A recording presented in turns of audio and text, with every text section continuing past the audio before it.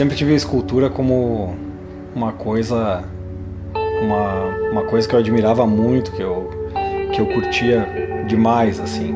Levei muito tempo para ver que era isso que eu queria fazer, né? Para experimentar. Levei muito tempo para experimentar. Aí por 2006 resolvi tentar fazer alguma coisa e gostei bastante. Isso aí, a escultura foi naquela época foi uma ferramenta para eu entender um pouco melhor a minha tatu, né? Eu usei a escultura em alguns casos para fazer a minha própria referência para as minhas tatus. E assim, nessa época ali, de 2006 em diante, quando eu comecei a desenvolver a minha escultura, era uma coisa bem amadora mesmo. Eu fazia umas 2 peças por ano, quando dava, quando aparecia a oportunidade, quando surgia a oportunidade de encaixar um trabalho de tatu, funcionava assim. Em 2009 eu resolvi encarar a escultura como uma profissão. Eu vi que era uma coisa que eu sofria muito por não evoluir o que eu gostaria. Passei um ano esculpindo direto, fazendo quase que nenhuma outra atividade a não ser esculpir. O fruto dessa dedicação, desse mergulho, né, dessa imersão na prática da minha escultura, foi o meu primeiro livro de arte, o Escultura, meu livro que é um registro desse ano inteiro aí que eu passei mergulhado na escultura.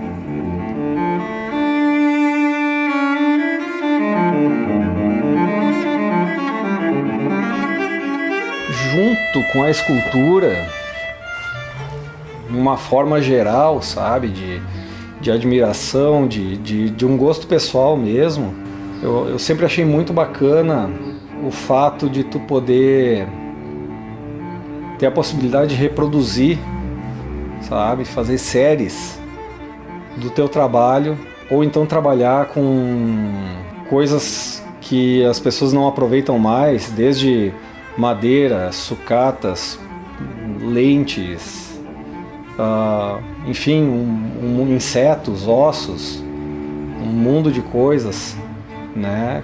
Bem antes de eu esculpir, eu sempre admirei o trabalho do Farnese de Andrade, que é um cara que no tempo dele ele, nossa, fez coisas incríveis assim com lixo, sabe? E, nossa, assim, isso aí eu admirava muito, sabe? Mas não por ser do lixo, sabe? Por ser uma coisa bacana. E de uma certa forma eu comecei a unir a minha escultura a esse gosto né, esse gosto por esses objetos, sabe? Por, né, fazer o meu objeto, mas com a minha escultura, sabe? Isso aí é uma coisa que eu tento explorar um pouco, sabe? Por acidente, como é tudo na vida, um certo dia veio de encontro, né, um interesse do Neto, que organiza o Tattoo Show RS, né, em Porto Alegre, o interesse dele de que eu fizesse os troféus para premiação na convenção dele. Num primeiro momento eu pensei, tipo, o que isso aí vai acrescentar, né, na minha carreira? Será que eu devo fazer isso aí ou não? Eu nunca pensei em ser um fazedor de troféus e nem me considero isso. né? Eu não sou uma fábrica aqui não é uma fábrica de troféus. E quando veio essa oportunidade, eu pensei, por que não essa história das séries limitadas, dos objetos, sabe, se encaixar nisso aí, né? Em vez de ele estar levando um troféu, ele vai levar para casa, na verdade, um prêmio, né? Uma peça que tem tem toda uma outra história por trás, sabe? Esses troféus, entre aspas, né? Eles foram tendo uma evolução, sabe? Eu não me lembro se se a primeira série que eu fiz pro Neto já era numerada, assinada, tudo, mas eu procurei sempre fazer algo mais do que um simples, uma escultura bonita, coisa parecida, sabe? Né?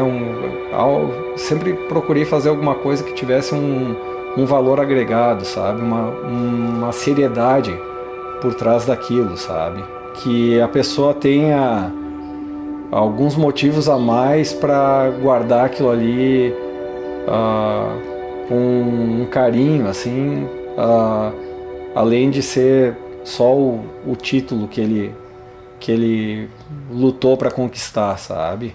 Enfim, essa evolução acabou me levando para o que a minha proposta é hoje, sabe? Que quem vá participar de uma competição de tatu leve para casa um objeto de arte que tenha esse valor agregado, sabe? E que não seja que não seja tipo um idêntico ao outro, sabe? Então eu venho cada vez mais insistindo nessa história dos múltiplos únicos, que é uma edição limitada e que cada peça pode ser até feita com um material diferente, que tenha um acabamento diferente, que tenha uma pintura diferente, sabe? Ela pode até ter um padrão, né? Pode até obedecer um padrão até de cores, isso e aquilo, mas que cada uma, sabe, que seja uma peça única que essa pessoa está levando para casa.